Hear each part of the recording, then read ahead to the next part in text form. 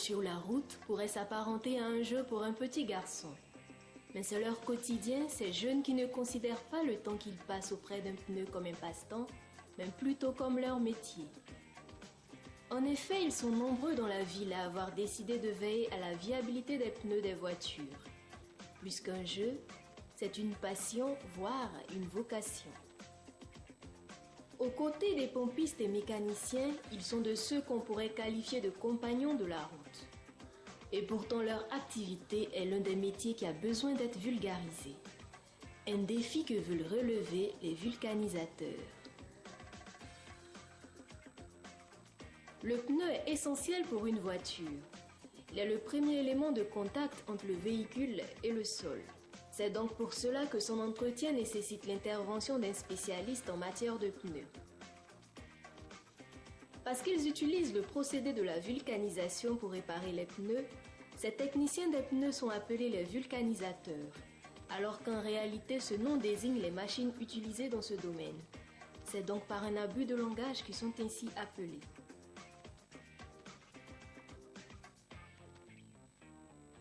Les vulcanisateurs ont appris ce métier pour la plupart sur le tas, car il n'existe pas de formation spécifique en la matière. Je suis vulcanisateur, ça me fait depuis 2001. Je suis dans ce métier, j'ai fait 3 ans de formation. J'ai pris mon métier depuis au village. J'étais petit. Je suis arrivé chez mon grand frère, il m'a appris ce métier. Depuis 2003, je suis dedans. C'est en 2011 que j'ai fini l'apprentissage. C'est un métier qu'ils apprécient et transmettent à ceux qui sont attirés par ce type d'activité. Moi, ça me plaît. J'ai aimé le métier. Non, ce métier, avant, ça me plaît beaucoup. Même quand j'avais choisi au début, j'avais changé, ça allait au garage, j'ai fait des travaux mécaniques, mais ça ne me plaisait pas. Donc ça me plaît parce que là, je travaille et puis je gagne un peu facilement. C'est un peu différent des autres devant moi. J'ai formé 2 personnes même, et aujourd'hui même, ils ont fait leur atelier ailleurs. J'ai fait sortir 7 apprentis. Il envoie 3 neveux bienvenus, il est mis dans le métier même. C'est mon apprenti, il est avec moi, c'est moi qui l'ai formé. Et aujourd'hui, Dieu merci, il connaît le travail. Moi, je n'ai pas pris de l'argent avec quelqu'un. Ou moi-même, je suis allé me former, apprendre mon métier. Ils n'ont pas pris quelque chose avec moi. C'est pas avoir des connaissances, des trucs qu'ils m'ont pris. Donc, je n'ai jamais fait ça. Puisque ceux qui sont venus envers moi sont mes connaissances. Ils viennent avec des gens, j'ai mon petit frère qui est à la maison qui ne fait rien. Donc, il va venir apprendre le métier avec toi. C'est comme ça qu'ils sont venus. Certains apprentis, conscients de l'importance de ce métier pour eux, malgré leur jeune âge, n'hésitent pas à s'y frotter. C'est un petit quartier, il y avait Julien. Les jours qu'il n'y a pas d'école, il n'est pas de promener, ils ne sont pas dans la cabine auprès de moi ici. Donc lui aussi, il apprend les métiers comme ça. Maintenant, il est devenu un peu fort, même si je ne suis pas là, il arrange les pneus de vraiment. Je viens apprendre ce métier parce que ce métier me plaît. Il me plaît beaucoup quand il me permet d'apprendre ce que mon patron fait. Il peut m'aider aussi plus tard. En plus de la formation, certaines aptitudes sont requises pour devenir un excellent spécialiste des pneus. Il s'agit entre autres du sens de l'observation, de l'esprit du détail et de la minutie, d'une bonne capacité analytique et d'une bonne condition physique. On ne force pas quelqu'un. Il faut que ce que tu apprends là, faut avoir l'amour de ça d'abord. Une fois que tu n'as pas de courage là, tu ne peux rien faire. C'est ça. Aptes pour le métier, les vulcanisateurs ont besoin de s'installer pour mettre en pratique ce qu'ils ont appris. Actuellement, les magasins sont chers. Si les gens demandent de non, caution 1,2 million, des fois 1,5 million, tu as vu non? Et puis, magasin pour gagner aussi, il y en a d'autres qui disent non, caution 1 an, caution 6 mois. Ça dépend de ce que tu gagnes. Tu vas dire non, tu vas aller prendre un magasin de 100 000. Je suis venu à Abidjan, ce n'était pas facile pour moi. J'ai essayé de travailler un peu. J'ai vu 450 000 francs pour pouvoir m'installer. Personne ne m'a pas donné coup de main, c'est moi-même je me suis débrouillé puis j'ai fait mon coin. En tout cas, vraiment, j'ai dit merci à Dieu, c'est Dieu qui m'a donné la force et puis j'ai pu ouvrir mon coin. Bon, avec le petit coin, je suis allé voir la mairie. La mairie m'a donné la place. Donc j'ai payé 5 000 francs la mairie. Les vulcanisateurs que l'on retrouve à chaque coin de rue de la ville, en général à proximité des voies, proposent leur service de dépannage aux automobilistes. Bon, nous, on est là pour réparer les pneus. Parce que souvent, il y a les crevaisons, les trucs et autres. Nous, on est là pour réparer. Et puis, bon, c'est tout. Ça, sans nous, s'il y a des crevaisons sans vulgarisateur, on est obligé de changer les pneus. Bon, avec nous, on peut dépanner quoi. Voilà. Vous voyez, c'est ça. Pratiquement ce qu'on fait, on arrive à coller les pneus, tu as vu non, les pneus de voiture et puis des fois on charge les batteries aussi. Les mécaniciens ils ont besoin de nous. Quand la batterie est déchargée, ils viennent nous voir. Quand les pneus est crevé, ils viennent nous voir. On soude les chambraires à 300. Vous voyez. Mais les pneus sans chambraire là, on soude à 500. On fait les pneus à 100 francs. Si les pneus percés, si c'est pour les voitures personnelles, on les colle à 1000 francs. Si c'est pour les woro, on colle à 500. On fait un pneu à 100 francs. Les gens qui viennent, souvent quand tu finis de gonfler, tu donnes 100 francs, puisqu'ils connaissent déjà le prix.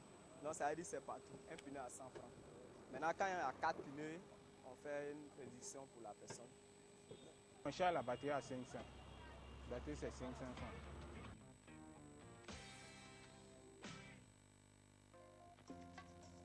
La tenue de route est essentielle. Pour une conduite sûre, il est important que les pneus soient toujours bien entretenus. Le spécialiste du pneu en est l'expert. Tout est mis en œuvre pour assurer une adhérence optimale du pneu sur la route. Pour développer leur activité et être à même de répondre aux besoins de leurs clients, les vulcanisateurs doivent disposer d'un certain nombre d'outils de travail. C'est les matériels que les démopneus et puis les marteaux, vous voyez, et puis les chemicaux qu'on prend pour serrer les pneus et puis les chargeurs. J'ai payé mes trucs un peu. Donc, Dynamo a un compresseur qui peut, bon, au moins 180 000 francs. Dynamo a un compresseur. Voilà. J'ai économisé, j'ai payé le compresseur. Parce que ça, c'est moins cher par rapport à Dynamo. Voilà, c'est après, maintenant, j'ai cherché Dynamo. Et puis, j'ai fait l'installation sur le truc. Puis, je suis venu installer. Maintenant, les autres, chargeur de batterie. Voilà, c'est 2 ans après d'avoir fini de m'installer que j'ai acheté ça. Parce que lui, il est encore cher que les autres. Au compteur, et puis le compteur là, 130 000 compteur. J'ai acheté la machine à 250 000 francs. Après la machine, il y a un truc qu'on en paye encore, 80 000 francs. Après 80 000 francs, l'appareil qui est à côté là, j'ai acheté ça à 20 000 francs. Bon, j'ai calculé sur ça, j'ai trouvé un truc de 480 000 francs. Voilà. Équipés d'un compresseur et d'un pistolet de gonflage appelé aussi nanomètre, qui doivent être reliés tous les deux pour faciliter l'ajout de l'air dans le pneu, les vulcanisateurs réalisent le gonflage du pneu. Le cric, une clé adaptée, une douille écrou anti-vol sont également importants pour effectuer le changement de roue. Avec environ 250 000 francs CFA, le potentiel vulcanisateur peut valablement s'installer et commencer son activité.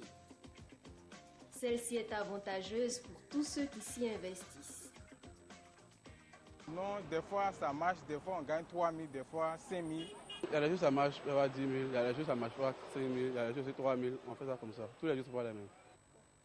Ça dépend, hein. On peut gagner 3 000, 4 000, ça dépend, mais on peut gagner 10 000 même, 15 000 quand même. Les jours où ça ne marche pas, on est obligé de vendre les huiles, les trucs et autres. Là, souvent, même quand ça ne marche pas, s'il y a une qui marche, acide, bon, on fait ces trucs avec quoi. C'est un monsieur qui permet de subvenir tous mes besoins. Je paye ma maison. Ceux qui travaillent, moi aussi, je les donne à manger. S'ils sont blessés, je les soigne et puis tout va bien. Je gagne ma vie un peu quoi. Bon, je suis même marié, j'ai un enfant. C'est grâce à ça que je nourris mes enfants avec et puis ma femme. Les bénéfices du vulcanisateur varient donc par jour de 1 000 francs à 15 000 francs CFA. Ce travail qui semble banal est générateur de profit. C'est à cet effet que les vulcanisateurs invitent les autres jeunes à s'investir dans ce métier. Ce que je vais dire aux gens qui nous regardent actuellement, bon, c'est un bon métier. Par tout ce qu'on entreprend, ça, il faut mettre du sérieux. Voilà. Sinon, il n'y a pas de sous-métier. Aujourd'hui, il y a des gens qui refusent de travailler. D'autres, même quand ils nous voient, ils trouvent qu'on est sale. Voilà. Or, ce qu'on gagne, on arrive à se nourrir, à aider des gens à faire des trucs bons. Je pense que c'est bon, quoi. En tout cas, c'est un bon métier. C'est mieux au lieu que tu as resté là puis sans rien faire. Quand je vois les jeunes passer, je les rappelle à côté de moi pour dire, bon, on a venir prendre le métier avec moi. Parce que quand je les vois tourner, vraiment, c'est pas joli à voir. Donc je les appelle pour venir à côté de moi pour pouvoir prendre le métier. Vous voyez, il y a les jeunes là, si on dit non, si on les embauche là, s'ils ont fait 1 mois, 3 mois, ils disent non, c'est difficile, eux ne peuvent pas. Vous voyez, eux ne peuvent pas, eux voient que non, l'argent qu'eux gagnent là, c'est lent. Hein, eux sont pressés. Alors que si ça goûte là, ça peut remplir. C'est parce qu'il y a l'an aussi dedans. Les jeunes Ivoiriens, au lieu d'aller voler, au lieu d'aller faire les trucs qui n'est pas bon, donc souvent aussi j'appelle les autres pour venir t'asseoir à côté de moi pour leur donner les conseils, pour pouvoir travailler aussi avec moi. Je veux dire à tout le monde que ne voyez pas l'organisation comme un travail des gens qui sont malheureux ou bien souffrants. C'est un travail qui rapporte beaucoup. Si tu es courageux, que tu te bats, tu te coffres confiance à ton travail, tu es honnête, voilà, tu vas t'en sortir. Il y a des gens qui ont fait ça, ils ont eu beaucoup. Il y en a aussi qui ont fait puis ils n'ont rien eu. C'est la chance. Il faut te donner, puis bon, Dieu s'en charge du reste. Pourvu que leur activité participe à donner un souffle à l'économie et à relancer le développement de la Côte d'Ivoire.